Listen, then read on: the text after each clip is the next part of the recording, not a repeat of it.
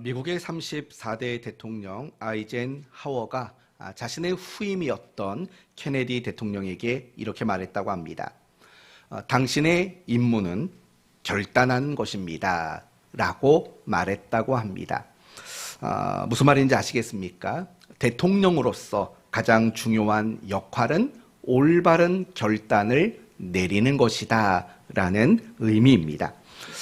어떤 결단을 내리느냐에 따라서 나라의 흥망성쇠가 결정되기 때문에 그렇습니다.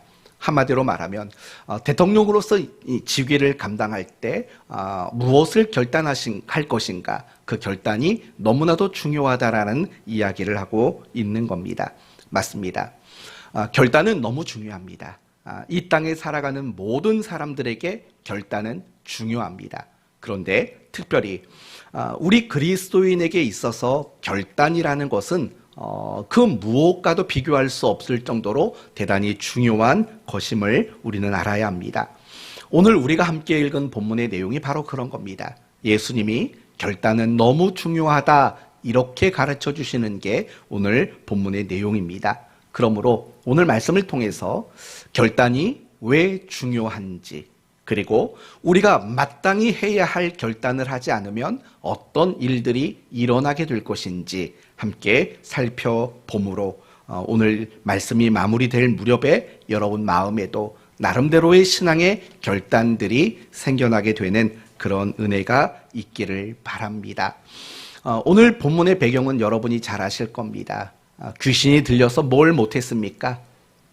말을 못하는 사람이 있었습니다. 그런데 예수님이 그 사람에게 귀신을 쫓아내시고 다시금 말하게 하셨던 사건을 배경하고 있습니다. 특별히 오늘 본문은 예수님이 그 귀신을 쫓아냈다라는 의미가 무엇인가를 우리에게 소개해주고 있는 내용입니다. 이제 21절을 봅시다. 21절 말씀을 보시면 가장 첫 번째 단어가 뭡니까? 가장 첫 번째 단어 21절에 강한 자, 강한 자.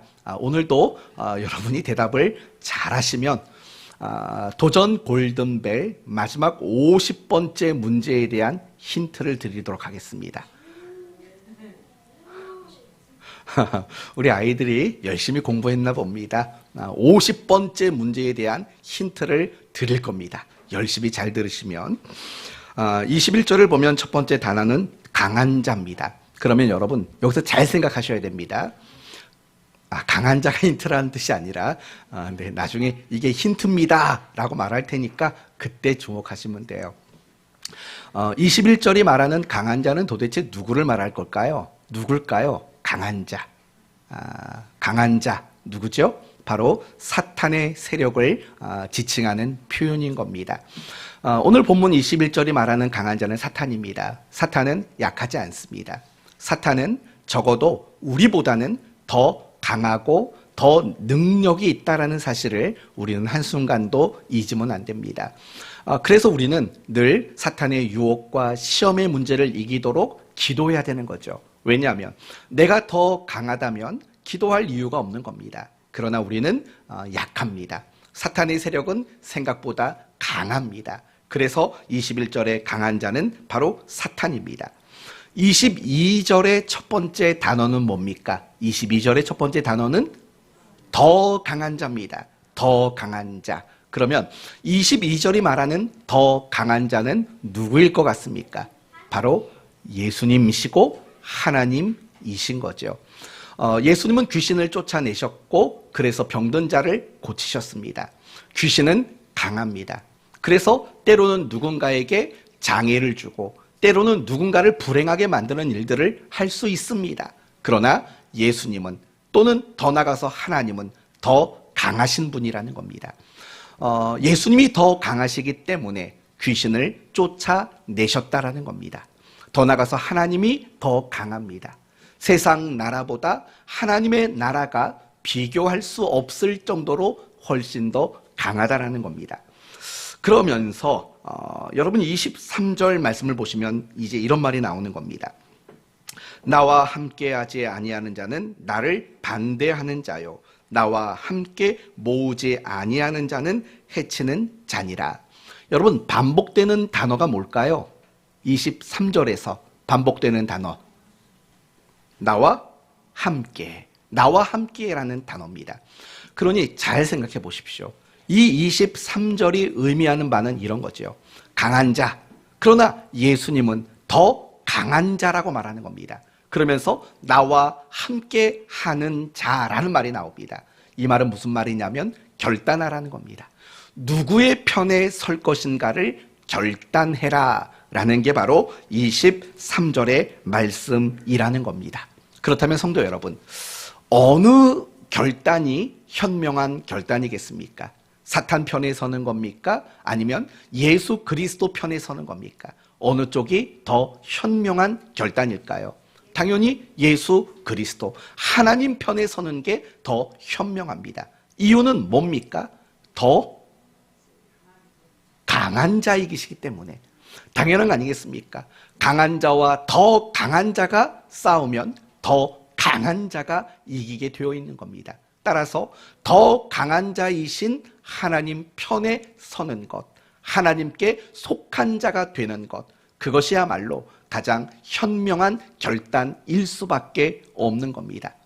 여러분, 예수를 믿는다라는 의미는 뭘까요? 그것은 단지 교회에 다닌다라는 뜻이 아닙니다. 우리가 예수를 믿는다는 것은 항상 우리는 누구 편에 서겠다라는 서약일까요? 하나님 편. 오늘 본문과 연관해서 말한다면 더 강한 자이신 하나님 편에 서기로 작정하는 것, 그것이 바로 예수를 믿는다라는 말의 의미인 것입니다.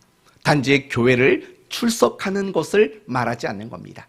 내 삶의 모든 자리에서, 내 삶의 모든 시간 속에서 내가 하나님 편에 설 것인가 아니면 사탄의 편에 설 것인가, 그것을 선택하는 것, 그 가운데 하나님 편에 서기로 선택하고 결단하는 것, 그것이 바로 예수를 믿는다 또는 신앙생활을 한다라는 말의 의미가 되는 겁니다. 적어도 이 자리에는 모두가 다 나는 하나님 편에 설 것이다 라고 결단하신 분들이 이 자리에 모여 있는 겁니다. 혹시라도 아직 여러분의 마음속에 나는 하나님 편에 설 것입니다 라는 결단이 없다면 빨리 그런 결단을 여러분이 할 수 있기를 바랍니다. 왜냐하면 이런 올바른 결단을 하지 않으면 안타까운 일이 있기 때문에 그렇습니다. 그게 바로 24절에서 26절까지입니다. 23절은 가장 현명한 결단, 하나님 편에 서는 결단을 하라고 권면을 하는 겁니다. 그러면서 24절 이하의 말씀은 그 결단을 하지 않는 사람에게 어떤 일이 일어날 것인가에 대한 이야기를 소개하고 있죠. 보시면 24절, 더러운 귀신이 사람에게서 나갔을 때에 물 없는 곳으로 다니다가 쉬기를 구하되 얻지 못하고 이에 이르되 내가 나온 내 집으로 돌아가리라 하고 가서 보니 그 집이 청소되고 수리되었거늘 이에 가서 저보다 더 악한 귀신 7을 데리고 들어가 거하니 그 사람의 나중 형편이 전보다 더 심하게 되느니라 라고 말을 합니다. 간단히 말하면 이런 말입니다. 너무나도 비참한 최후를 맞이할 거라는 겁니다. 갈수록 불행해지고 갈수록 안타까운 그 참담한 그런 인생을 살게 될 것이다, 이렇게 이야기하고 있는 겁니다. 결국 그러므로 오늘 본문의 가장 중요한 주제는 무엇이냐면 결단이라는 겁니다. 올바른 결단, 현명한 결단, 마땅한 결단, 이런 결단을 하지 않고서는 우리의 인생은 갈수록 불행해지는 거고 갈수록 비참해지는 인생이 될 수밖에 없다라고 예수님이 말해주고 있는 겁니다. 맞습니다. 우리가 인생을 살면서 결단은 너무나도 중요합니다.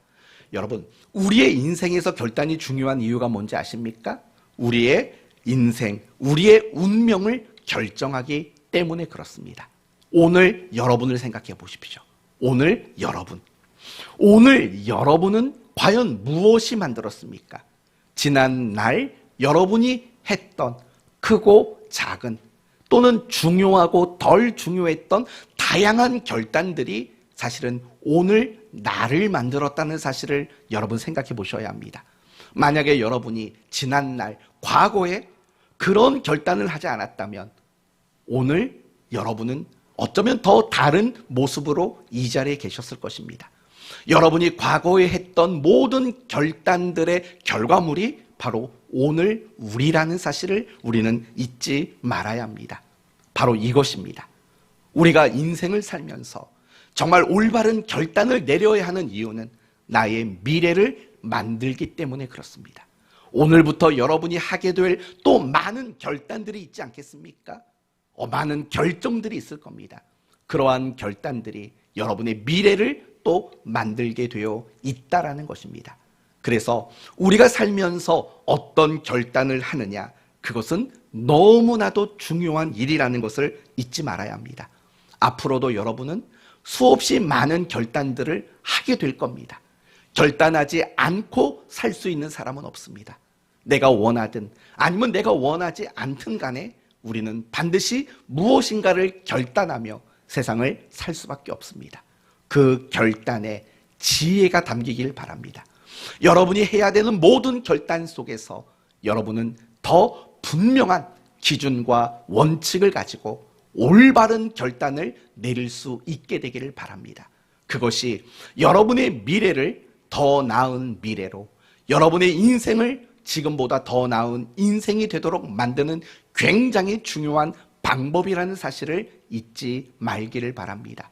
그래서 하나님이 앞으로 여러분이 인생을 살면서 어떤 결단을 할 때마다 간섭해 주시기를 바랍니다. 가장 좋은 결단을 할 수 있도록, 가장 올바른 길을 가는 결단을 할 수 있도록 하나님이 여러분을 도와주시는 그런 은혜가 있기를 예수님의 이름으로 축원드립니다. 신앙생활도 마찬가지인 겁니다. 우리가 신앙생활을 하다 보면 신앙적인 어떤 결단을 내리는 일들이 얼마나 중요한지 모릅니다. 우리가 천국에 간다, 지옥에 간다, 이런 말 많이 듣지 않습니까?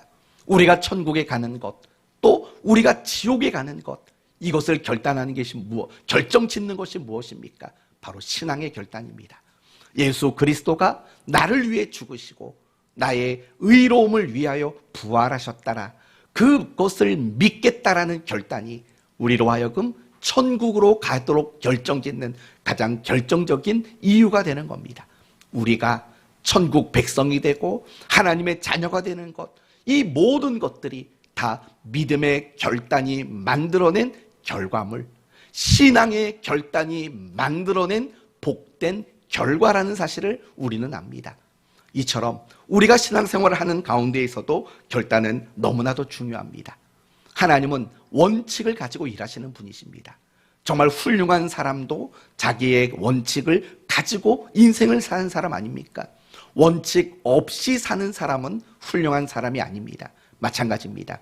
하나님도 어떤 일을 하실 때 반드시 원칙을 가지고 일하십니다. 그런데 그 원칙 중 하나가 무엇이냐면 뿌린 대로 거두게 하시는 원칙, 이게 바로 성경이 말하는 하나님의 다양한 원칙 중에 한 가지인 겁니다. 뿌린 대로 거두게 하시는 원칙. 따라서 우리의 신앙생활 속에서도 내가 어떤 결단을 하느냐는 결국은 나의 결과를 결정짓는 것과 마찬가지일 수밖에 없는 겁니다. 저는 여러분이 그리스도인으로서 신앙생활 속에서 올바른 결단을 잘할 수 있는 여러분이 될 수 있기를 바랍니다. 그렇다면 결단이 왜 중요할까요? 여러분에게 간단하게 먼저 세 가지로 말씀드리겠습니다. 첫 번째, 결단이 중요한 이유는 여러분이 신앙의 결단을 하면 할수록 여러분의 신앙은 성장하기 때문에 그렇습니다. 바로 이런 것과 같은 겁니다. 신앙 좋은 사람의 특징이 뭔지 아십니까? 여러분이 보시기에 저 사람은 신앙이 좋고 저 사람은 믿음이 좋아 하는 사람들이 있지 않습니까? 그 사람들에게는 어김없이 등장하는 공통점이 있습니다. 그것은 결단을 많이 한다는 겁니다. 신앙의 결단을 굉장히 많이 하는 겁니다. 그런데 신앙이 잘 성장하지 않는 분들의 특징이 있습니다.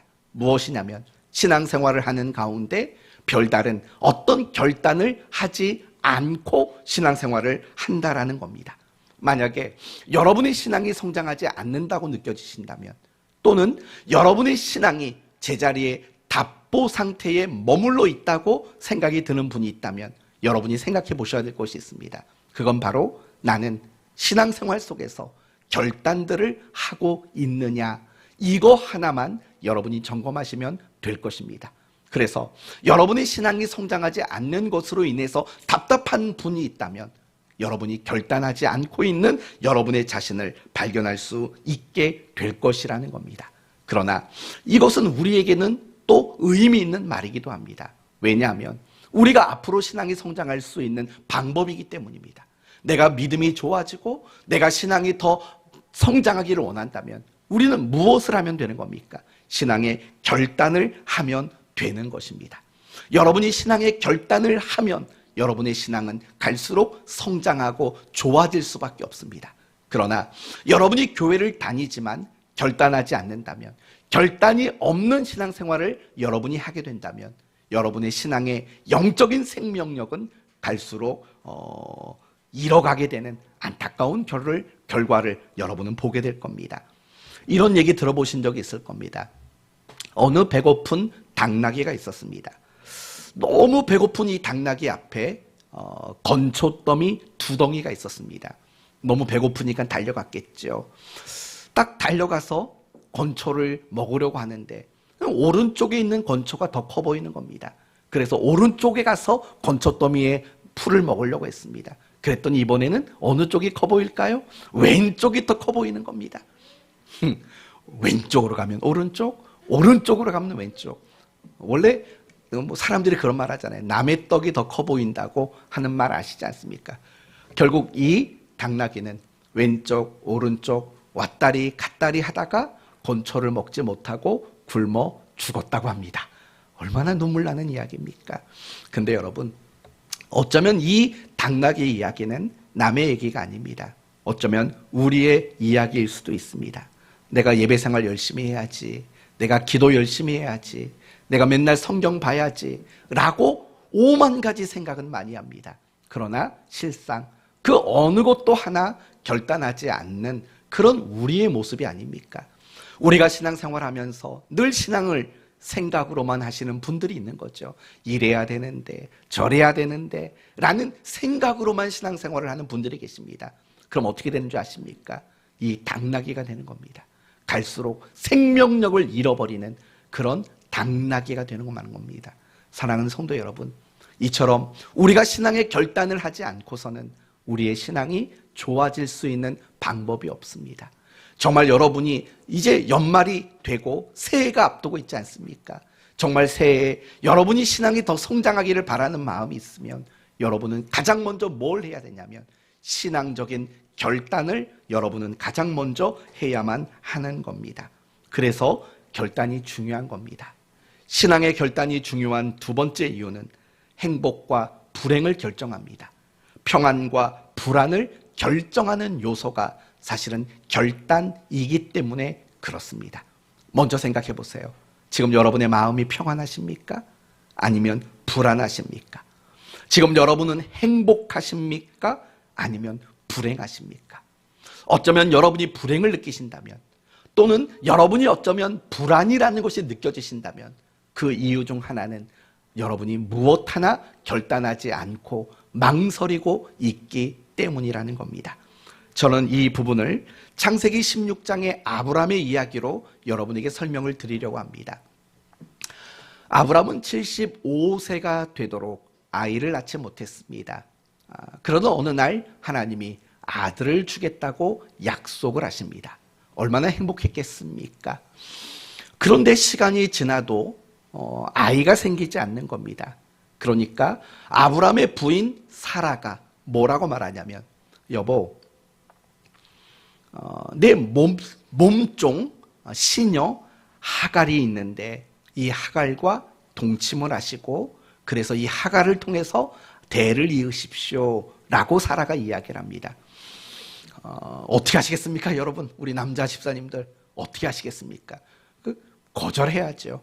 그런데 아브라함은 알겠소 한 겁니다. 그리고 하갈과 동침을 했습니다. 그리고 아이를 낳습니다. 그 아이의 이름이 뭡니까? 이스마엘이라는 아이를 낳았습니다. 처음에는 좋았겠죠. 그러나 시간이 지나면 지날수록 이 아브라함의 가정이 불행해지기 시작합니다. 사라가 질투합니다.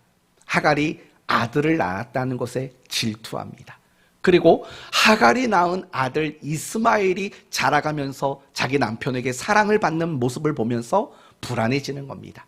그래서 결국은 이 아브라함의 가정이 불행과 불안이 가득한 그런 가정으로 바뀌어가게 되었습니다. 왜 그랬을까요? 잘못된 결단 때문에 그렇습니다. 하갈과 동침하면 안 됩니다. 그런 방법을 선택하면 되지 않았던 겁니다. 그런데 그런 잘못된 결단이 그 가정에 불안과 불행을 가져다 준 겁니다. 그러던 어느 날 이런 아브라함을 보고 계셨던 하나님이 아브라함에게 이렇게 말을 합니다. 하갈과 그가 낳은 이스마엘을 너의 집에서 내보내라고 말합니다. 내쫓아내라고 말합니다. 여러분, 아브라함의 입장에서는 그 일이 과연 쉬운 일이겠습니까? 적어도 핏줄 아닙니까? 그럼에도 불구하고 아브라함은 결단을 내립니다. 그래서 하갈과 이스마엘을 내쫓게 됩니다. 그 이후로 다시 그 모든 불행과 불안이 사라지게 되는 겁니다. 무엇이 그렇게 만들었습니까? 하나님 앞에 신앙의 결단, 올바른 결단을 내렸을 때 그런 행복과 평안이 다시금 되찾아오게 되었다라는 겁니다. 요나의 이야기를 해봅시다. 하나님은 요나 선지자에게 니느웨로 가라고 말합니다. 그들에게 회개를 선포하라고 말씀하셨습니다. 그러나 요나는 싫었습니다. 자기 민족을 괴롭히는 아수르 나라의 수도에 찾아가서 하나님의 은혜의 말씀을 전하는 게 너무 싫었던 겁니다. 물론 그래야 된다라는 걸 요나는 알았습니다. 그러나 잘못된 결단을 내립니다. 니느웨로 가는 게 아니라 정반대 방향으로 가는 배를 타게 된 겁니다. 잘못된 결단을 내렸습니다. 그래서 요나가 겪게 된 일이 뭡니까? 배를 타고 가다가 배가 파손되기 직전에 바다에 던져짐을 당하고 물고기에게 삼키움을 당하는 일들이 일어나게 됩니다. 우리 어린아이들은 물고기에게 삼켰어. 그러면 이 요나가 피노키오인 줄 압니다. 왜냐하면 이 피노키오의 이야기에도 물고기 뱃속에 피노키오가 들어가니까 이 요나가 피노키오인 줄 알죠. 피노키오가 아닙니다. 요나입니다. 선지자입니다. 여러분, 요나가 그런 불행과 불안과 고통을 겪었던 이유가 뭘까요? 그의 잘못된 결단 때문에 그런 일들이 일어나게 되었다라는 겁니다. 이스라엘 백성들도 마찬가지입니다. 하나님이 약속하시고 주신 땅, 가나안 땅에 들어갔습니다. 그런데 늘 불행했습니다.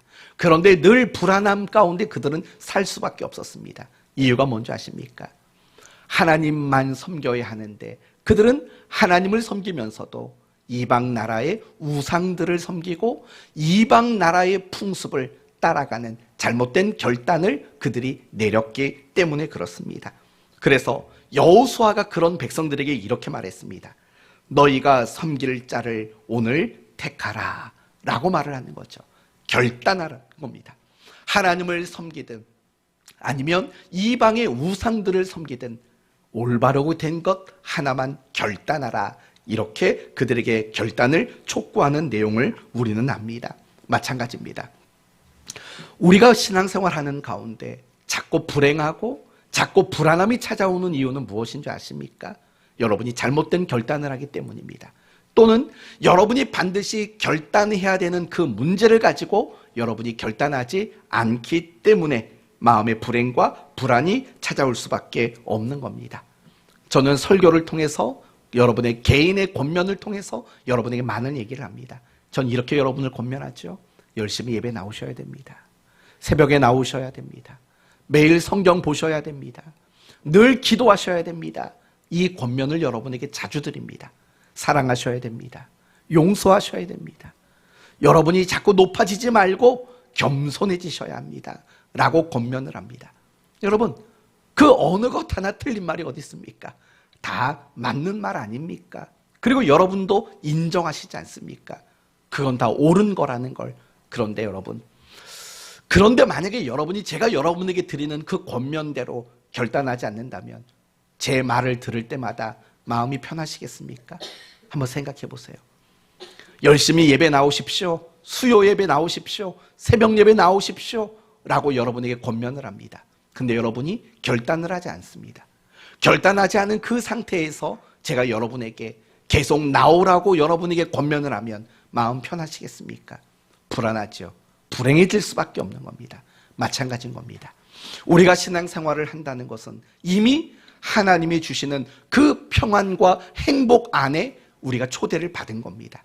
그런데도 불구하고 우리가 하나님의 평안과 행복 안에 초대받아 온 자들임에도 불구하고 여전히 불행이 느껴지고 여전히 불안이 느껴지는 이유는 무엇입니까? 마땅히 우리가 결단해야 되는 신앙의 내용들을 결단하지 않고 있기 때문에 그렇다라는 겁니다. 사랑하는 성도 여러분, 우리가 신앙생활 속에서 결단이 중요한 이유는 우리를 행복을 누리게 하고 우리로 하여금 불안을 떨쳐내고 마음의 평안을 누리도록 만드는 굉장히 결정적인 요소가 신앙의 결단이기 때문에 그렇습니다. 마음이 불안하신 분 계십니까? 불행을 느끼시는 분이 계십니까? 그렇다면 다른 곳에서 방법을 찾지 마십시오. 여러분은 적어도 신앙인이고 그리스도인이십니다. 그러므로 여러분은 마땅히 내가 신앙적으로 내가 결단해야 될 것이 무엇인가를 찾으시고 그걸 결단하셔야 합니다. 여러분이 그것을 결단할 때 비로소 행복을 누리고 여러분의 마음에 평안이 임하는 것들을 여러분은 경험할 수 있게 될 것입니다. 결단이 중요한 세 번째는 여러분이 결단하지 않으면 정말 중요한 것을 잃어버리게 될 것이기 때문인 것입니다. 예를 들면 여러분이 술을 끊겠다는 결단을 하지 않으면 여러분은 더 나은 미래를 잃어버릴 겁니다. 여러분이 담배를 끊겠다고 결단하지 않으면 건강을 잃어버릴 것입니다. 여러분이 도박을 끊겠다고 결단하지 않는다면 여러분의 재산을 잃어버리게 될 겁니다. 오해하지 마십시오. 우리 성도들 가운데 그런 분이 있어서 이런 말을 드리는 게 아니라 그냥 예를 들어 말하는 것뿐입니다. 나쁜 습관이나 또는 나쁜 버릇을 하지 않겠다고 결단하지 않으면 여러분은 사람을 잃을 것입니다. 그리고 여러분의 소중한 시간들을 낭비하고 말 것입니다. 신앙생활도 마찬가지라는 겁니다. 우리가 신앙생활 하다 보면 나름대로 은혜를 받습니다. 그렇지 않습니까? 그런데 여러분이 예배를 드리면서 은혜를 받던, 말씀을 보며 기도하며 은혜를 받던 중요한 것은 무엇이냐면 여러분이 은혜를 받은 후에 아무런 결단을 하지 않는다면 여러분은 도리어 하나님으로부터 멀어지게 되고 하나님의 은혜를 잃어버리는 자가 될 수밖에 없는 겁니다. 중요한 것은 여러분이 신앙의 결단을 하지 않으면 훨씬 더 중요한 무엇인가를 잃어버릴 수 있기 때문이라는 겁니다. 그래서 결단은 너무나도 중요한 것입니다. 그러면 어떻게 해야 합니까? 우리가 신앙의 결단이 얼마나 중요한가를 알았다면 이제 우리는 결단을 해야만 하는 겁니다. 그러면 여러분에게 한번 묻고 싶습니다. 지난 한 주간, 지난 여러분이 일주일 동안 살면서 신앙의 결단을 한 것이 있으십니까? 이거부터 한번 생각해 보세요. 나는 지난 일주일 동안 살면서 나는 신앙에 어떤 결단을 했다. 내가 이번 주간에는 성경 더 많이 보겠다라는 결단, 내가 이번 주간에는 기도하겠다라는 결단, 내가 이번 주간에는 새벽 예배 한 번이라도 나가겠다라는 결단, 내가 이번 주간에는 내가 화내지 않겠다라는 결단, 어떤 결단이든지 간에 여러분이 신앙 안에서 어떤 결단을 했는지를 생각해 보십시오. 좀 유치하게 몇 번 해봤습니까?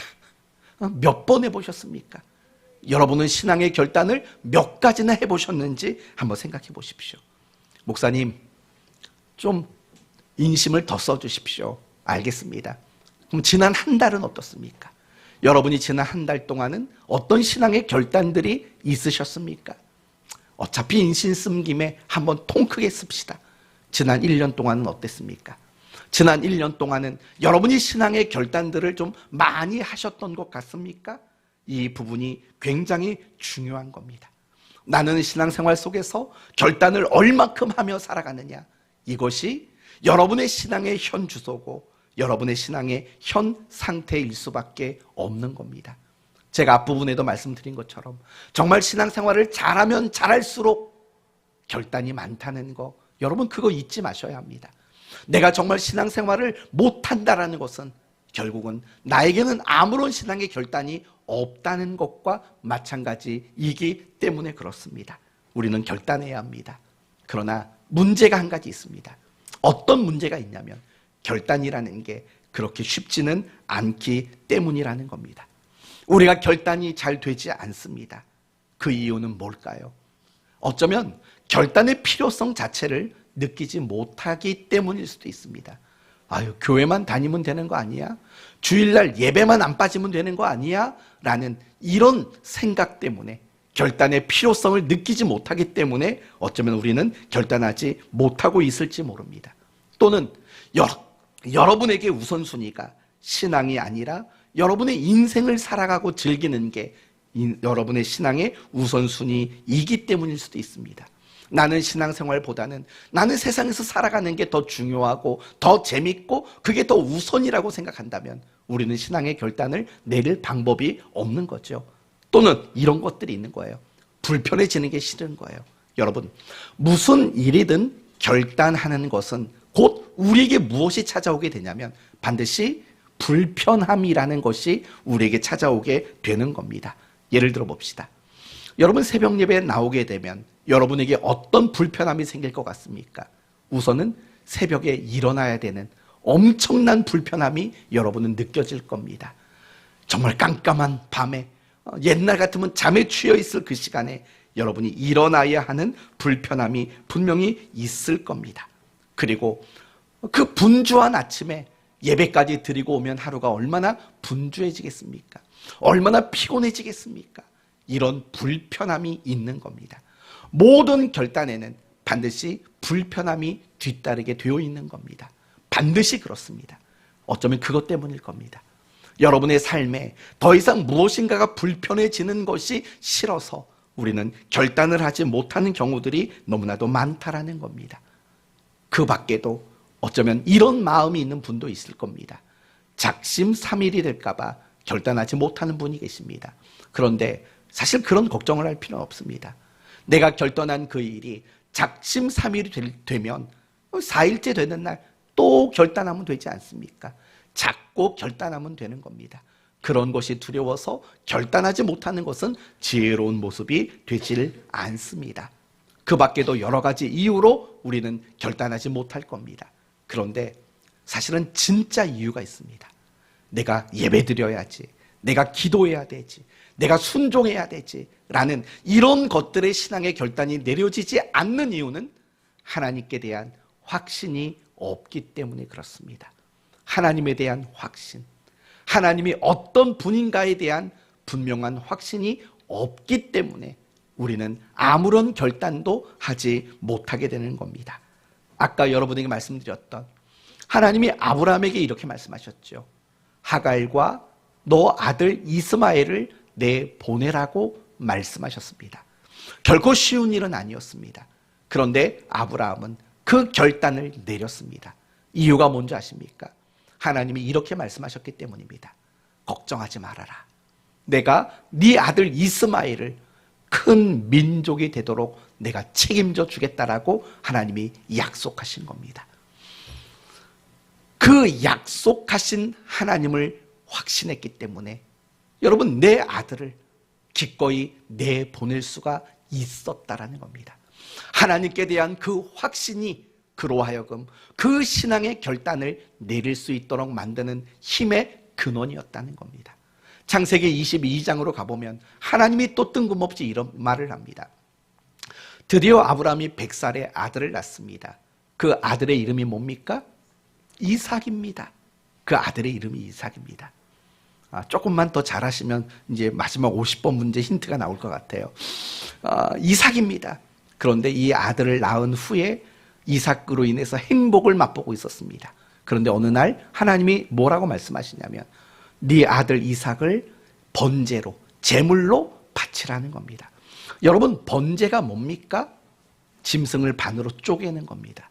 뼈 마디마디를 도려내는 겁니다. 내장을 쏟고 피를 쏟아서 불살르는 겁니다. 그런데 100살에 낳은 아들 이삭을 그렇게 하나님께 제물로 바치라고 말합니다. 하나님이 이삭의 생명을 요구한 게 아니라 아브라함의 마음이 어떤지를 확인하고 싶었던 겁니다. 그때 아브라함은 결단을 내립니다. 어떤 결단을 내리냐면, 알겠습니다, 하나님. 하나님이 이 아들을 요구하신다면 이 아들까지도 하나님께 바치겠습니다 라는 결단을 내립니다. 그렇다면 그 결단은 쉬운 결단이겠습니까? 여러분, 만약에 하나님이 여러분에게 이렇게 말씀하셨다면 할 수 있겠습니까? 아무개야, 네 아이 새끼손가락 하나만 잘라서 바쳐라 하면 그거 할 수 있겠습니까? 여러분, 저는 그것도 못할 것 같습니다. 그걸 어떻게 합니까? 할 수 있겠습니까? 그거 결코 쉬운 일은 아닙니다. 그런데 아브라함은 그 아들을 바치는 그 일들을 결단했습니다. 어떻게 그 일을 할 수 있었는지 아십니까? 하나님이 나에게 이렇게 말씀하셨던 겁니다. 네 아들로 말미암아 하늘의 별처럼 바다의 모래알처럼 많은 후손을 이어가게 할 것이라는 약속을 알았기 때문입니다. 그리고 하나님은 그 약속을 지키실 분이라고 확신했기 때문입니다. 여러분, 여기서 생각해 보자는 거예요. 이스마엘을 내쫓는 거, 이삭을 번제로 바치는 거, 이거 결코 쉬운 일이 아니라고요. 그런데 그 쉽지 않은 문제 앞에서 신앙의 결단을 내렸다고요.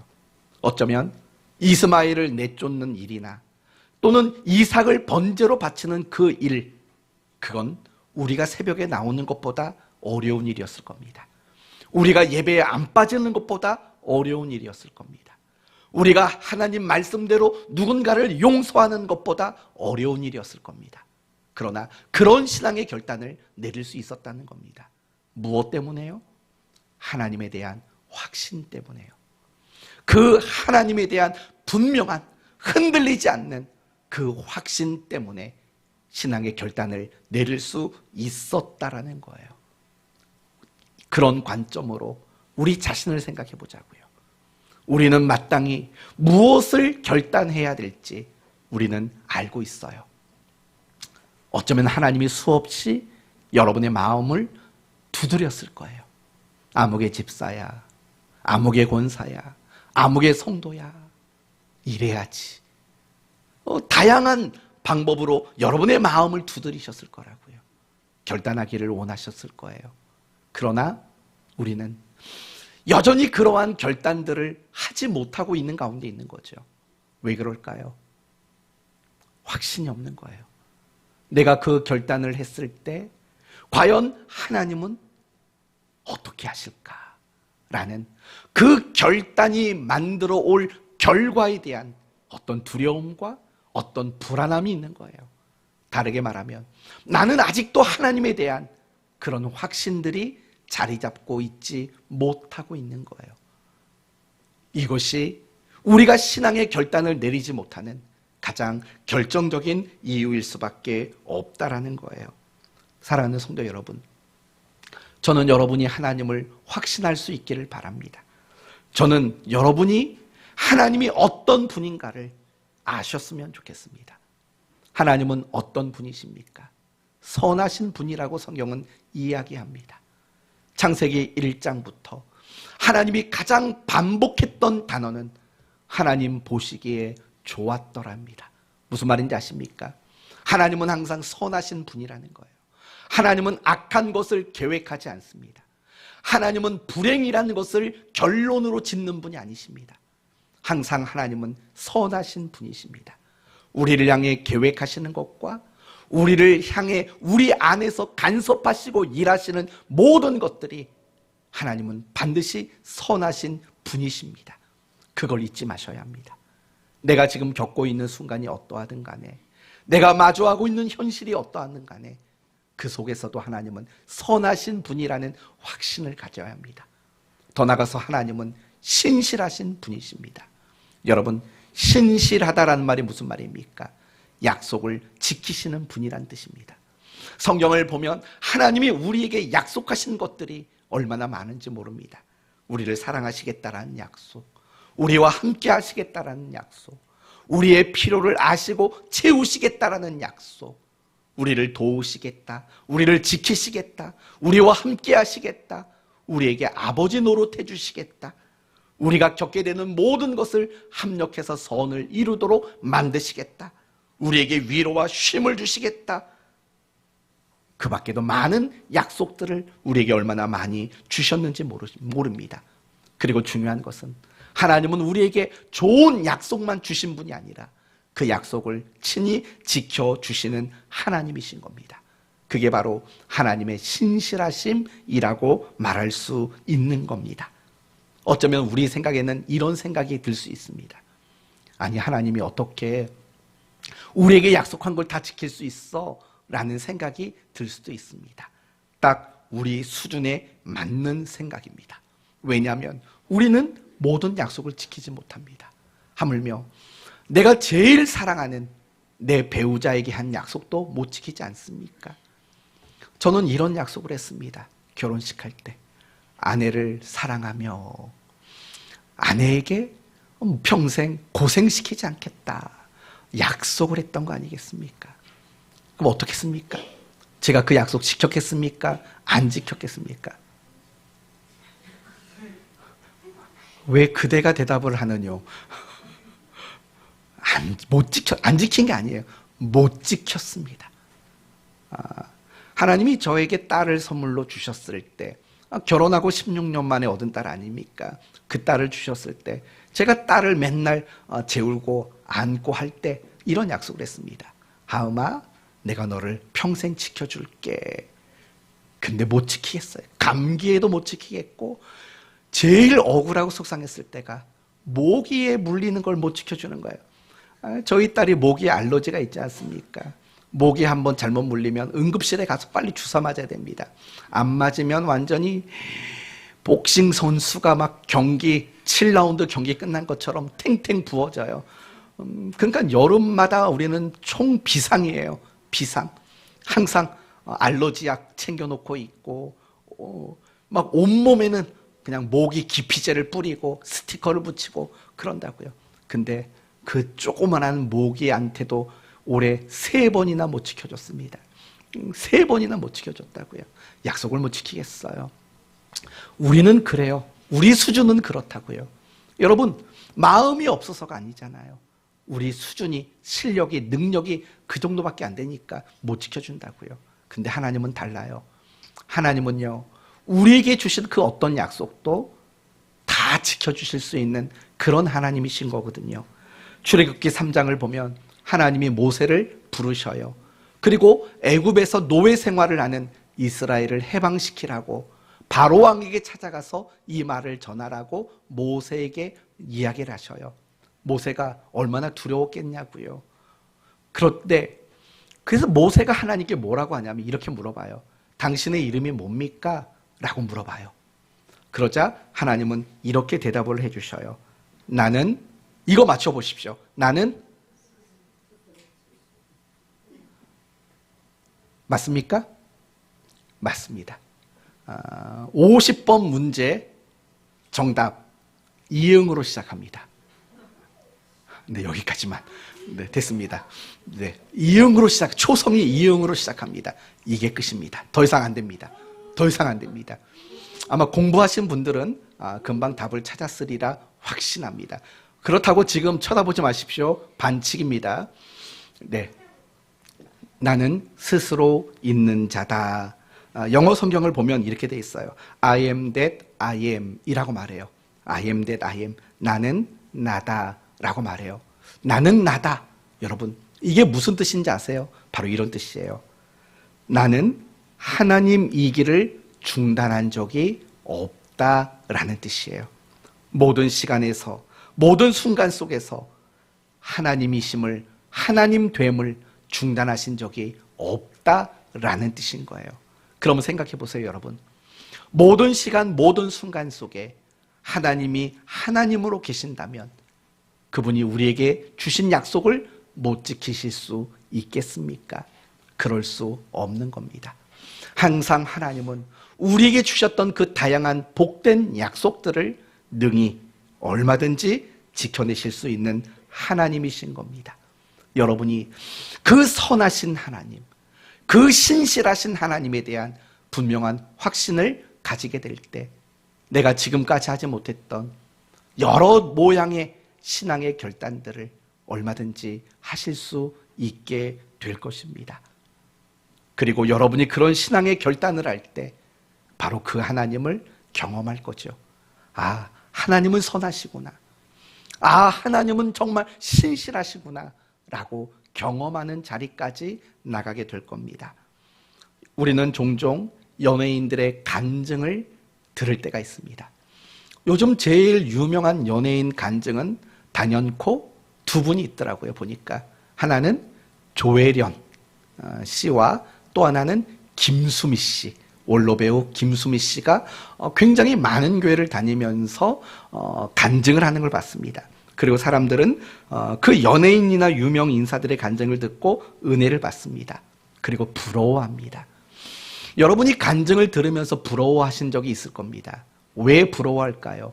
나는 그와 같은 일들을 경험하지 못했기 때문에 부러운 겁니다. 만약에 나도 그와 같은 일 경험했다면 왜 우리 마음속에 부러움이 있겠습니까? 부러울 게 없는 거죠. 여러분, 누가 뭐 맛있는 거 먹었으면 부럽지 않습니까? 왜 부러워요? 난 그거 안 먹었으니까 부러운 거예요.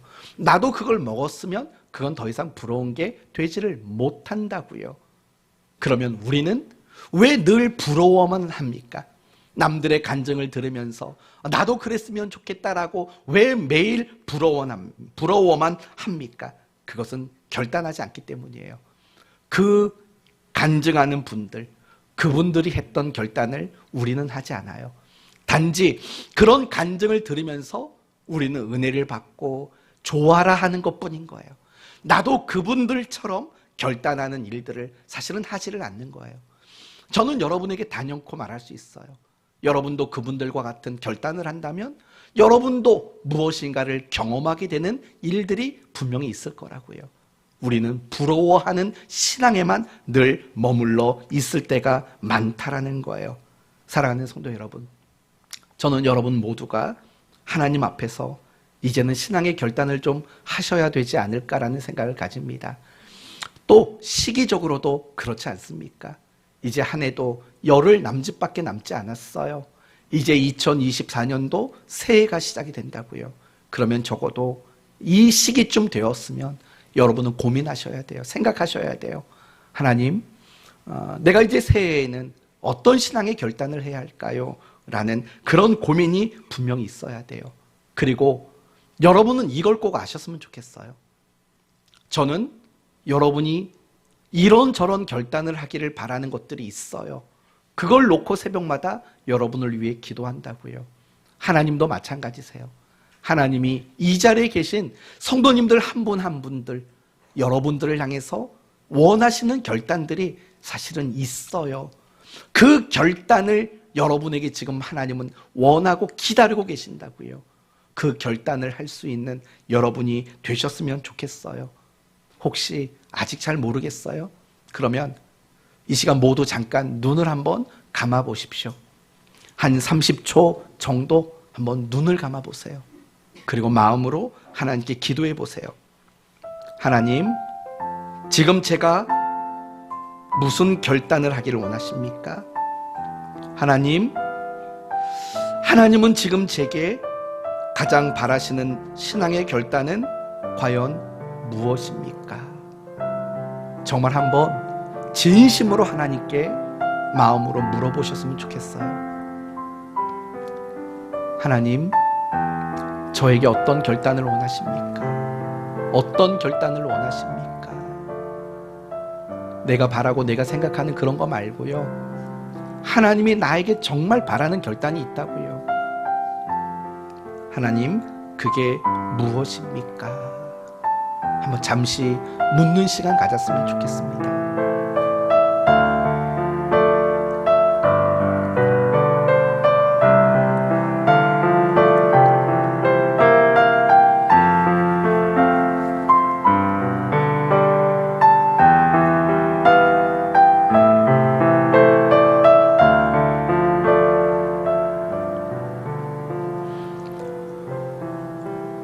어떻습니까? 하나님이 여러분의 마음에 보게 하신 게 있습니까? 느끼게 하신 게 있으십니까? 그렇다면 망설이지 마시고 바로왕처럼 강팍해지지 않기를 바라요. 결단하셨으면 좋겠어요. 아무것도 느껴지고 아무 생각도 안 드셨어요? 그러면 더 많이 기도하면서 하나님께 끊임없이 물었으면 좋겠습니다. 이제 말씀을 마치겠습니다. 우리가 인생을 살면서 결단은 중요합니다. 우리의 미래와 우리의 운명을 결정짓기 때문에 그렇습니다. 우리의 신앙생활 속에서도 결단은 너무나도 중요합니다. 우리의 성장과 행복과 평안, 이러한 것들을 결정하기 때문에 그렇습니다. 그런데 이런 결단이 안 되는 이유는 무엇입니까? 하나님에 대한 확신이 없기 때문입니다. 하나님이 선하신 분이시고 하나님이 신실하신 분이라는 확신이 들지 않기 때문에 우리는 결단을 못하는 겁니다. 그러나 기억하십시오. 하나님은 나는 나다. 나는 한순간도 하나님의 길을 놓친 적이 없고 포기한 적이 없다고 말씀하신 하나님이십니다. 그 하나님을 굳게 확신하심으로 여러분의 신앙의 결단을 만들어내는 여러분 되시기를 바랍니다. 그리고 그런 신앙의 결단으로 날마다 하나님을 경험하며 살아가는 복된 성도 되시기를 예수 그리스도의 이름으로 축원드립니다. 아멘.